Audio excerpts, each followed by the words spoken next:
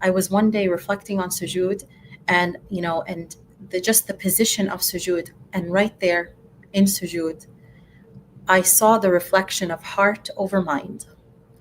In sujood, as you humble your mind, what is higher? It is your heart.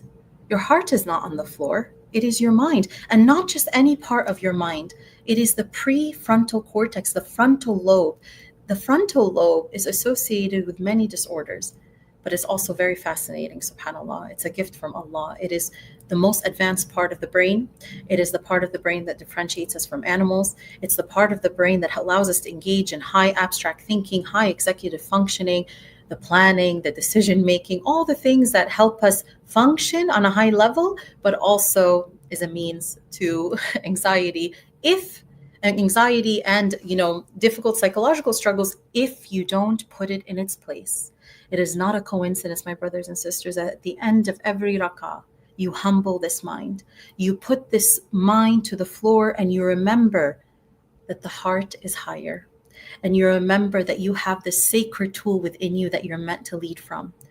This sacred tool that, if connected to Allah subhanahu wa ta'ala, it becomes the home for the most valuable treasures, the most valuable guiding truths. It becomes an inner compass that guides you to what is haqq, not what is batil.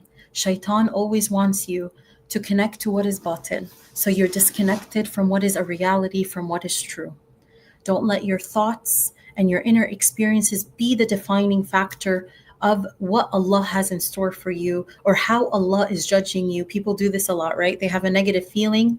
Let's say they prayed and they didn't feel any differently, or they have a negative feeling. I've heard people say that this means my prayer was not accepted. What does that mean? What are they essentially saying? They're essentially saying that Allah functions according to their feelings.